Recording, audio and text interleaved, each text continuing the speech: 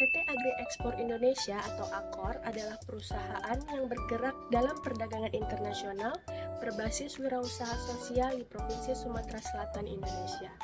Perusahaan ini memiliki tujuan untuk mempromosikan dan meningkatkan produk pertanian lokal yang dihasilkan oleh petani untuk mencapai pasar global. Didirikan pada tahun 2020, AKOR saat ini fokus pada komoditas kopi di Sumatera Selatan. PT Agri Ekspor Indonesia ini juga telah bermitra dengan petani kopi di Pagar Alam dan daerah Lahat Sumatera Selatan. Target utama pasar mereka adalah negara Dubai, Kamboja, dan Malaysia. Dan baru-baru ini PT Agri Ekspor Indonesia bersama dengan PT Asia Ashila Nusantara dan PT Dunia Kelapa Indonesia telah berhasil mengirimkan biji kopi ke Malaysia. Lewat wawancara kami di Telegram bersama Bapak Nadif selaku perwakilan dari PT Agri Ekspor Indonesia, beliau pun bersedia menjawab pertanyaan kami terkait tantangan dalam perdagangan internasional ini. Nah, teman-teman, sebelum kita mengekspor produk keluar, ada baiknya kita mencari tahu apa saja sih yang menjadi penghambat atau kendala pada saat kita mengekspor produk. Bagaimana dampak kurs dan pada saat kapan sebaiknya kita mengekspor produk kita keluar? Teman-teman pasti berpikir bahwa dengan mengekspor produk keluar, pasti kita akan mendapatkan untung yang banyak. Untuk mewujudkan hal itu, maka kita harus berhati-hati dalam mengekspor produk kita keluar dengan mencari tahu apa saja sih yang menjadi hambatan dan bagaimana nilai kurs pada saat itu.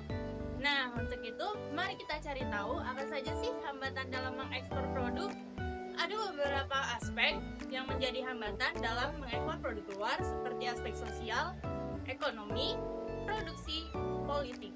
Nah, kita akan membahas satu persatu dimulai dari aspek sosial. Dalam aspek sosial, banyak petani di Indonesia yang masih hidup dalam keadaan kemiskinan dan kurangnya akses terhadap teknologi modern.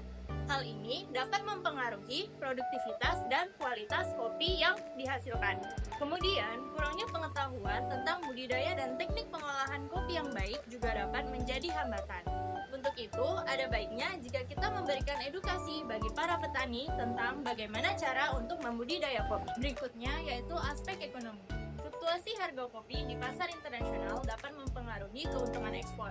Selain itu, biaya produksi yang tinggi dan kurangnya dukungan finansial dapat menjadi tantangan dalam mengekspor kopi. Untuk itu, kita harus menganalisis biaya dan mengetahui bagaimana harga kopi di pasar internasional.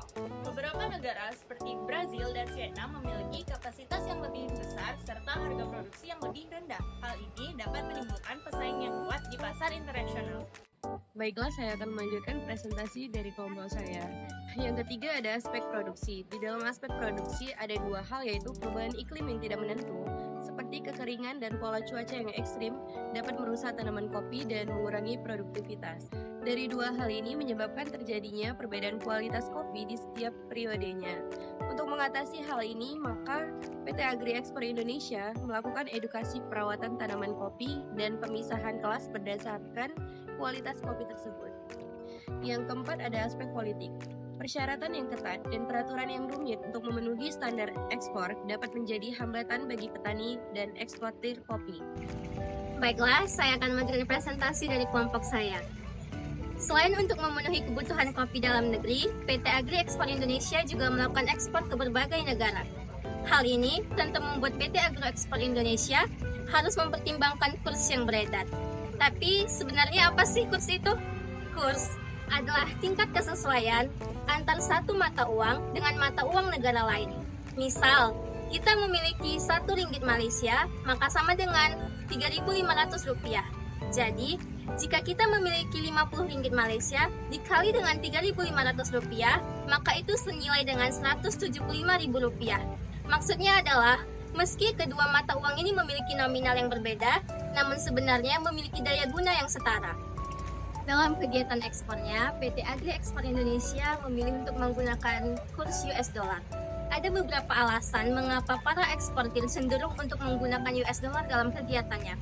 Di antaranya yaitu yang pertama stabilitas politik dan ekonomi, yang kedua likuiditas pasar keuangan, dan yang ketiga adalah kepercayaan dan preferensi global. Alasan-alasan tersebutlah yang menyebabkan berbagai negara lebih memilih penggunaan US dollar dalam kegiatan ekspor impornya. Hal ini tentu mengakibatkan terjadinya permintaan US dollar yang terus-menerus menaik, sehingga US dollar semakin menguat dibandingkan dengan mata uang negara lainnya atau biasa disebut dengan apresiasi.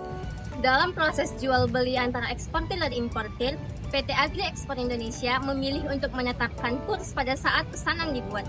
Hal ini tentu dilakukan untuk melindungi hak baik pihak eksportir maupun importir apabila terjadi perubahan kurs secara mendadak dalam proses jual beli komoditas.